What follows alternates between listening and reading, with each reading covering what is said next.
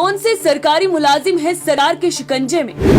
और किन मुलाजमीन के दस्तावेजात की होगी अब दोबारा तस्दीक, जानने के लिए देखिए हमारी ये खास रिपोर्ट। अगर आप सरकारी मुलाजिम हैं तो ये खबर आपके लिए अहम है।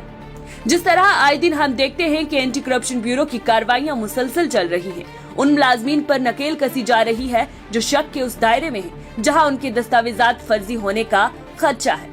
जिस तरह कई सरकारी शोबों में पिछले दरवाजे से तकरारियां की गई हैं और सिफारिशात के जरिए नौकरियां हासिल की गई हैं, तो अब हुकूमत ने उन लोगों के खिलाफ कार्रवाई करना शुरू कर दी है।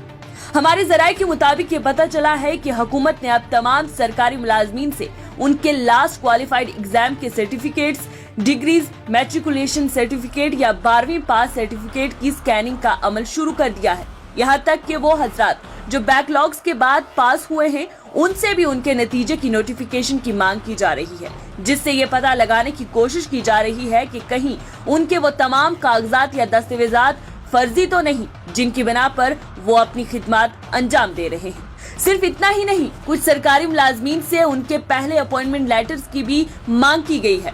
अब यहाँ जो सवाल आपके जहन में उठेगा वो ये कि आखिर ये सब हुकूमत कर क्यों रही है। तो आपको बताएं कि हुकूमत के इस कदम का मकसद वाहिद यही है कि अब तक की जितनी भी रिक्रूटमेंट्स हुई उनमें गफला कितना हुआ है, बैकडोर एंट्रीज कितनी हुई हैं और कितने लोग फर्जी डॉक्यूमेंट्स की बिना पर मुलाजमत हासिल कर चुके हैं, इसका पता लगाना है।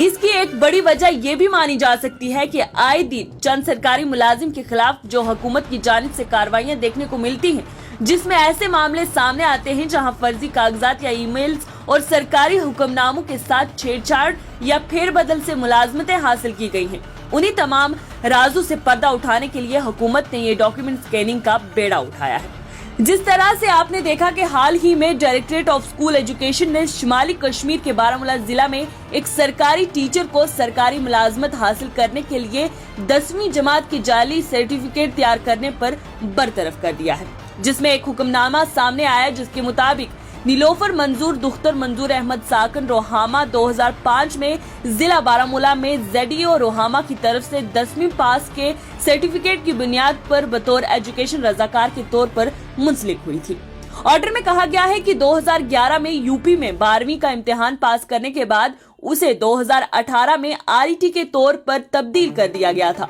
और बाद में CEO बारामूला ने अपना केस डेस्क के पास जमा कराया था कि वो RET के तौर पर 5 साल मुकम्मल होने के बाद अपनी खिदमत को बाकायदा बनाए। ताहम जांच के बाद पता चला कि उसने 2000 के सेशन के दौरान JK बोस के जरिए 10वीं जमात का इम्तिहान दिया है और इसके मुताबिक बोर्ड को तस्दीक के लिए सर्टिफिकेट भेजा गया था। बोर्ड ने तस्दीक के बाद बताया कि उस्ताद ने 10वीं जमात का जाली और मनगढ़ंत सर्टिफिकेट तैयार किया है, जिसके बाद इंक्वायरी की गई जिसमें सिफारिश की गई कि उस्ताद को जाली दस्तावेजात तैयार करने पर बरतरफ किया जाए। इसमें मजीद कहा गया है कि इंक्वायरी ऑफिसर की सिफारिशात की बुनियाद पर नीलोफर मंजूर की खिदमत को उस वक्त PS गुज्जर पट्टी में बतौर RET काम कर रही है फौरी तौर पर खत्म कर दी गई है।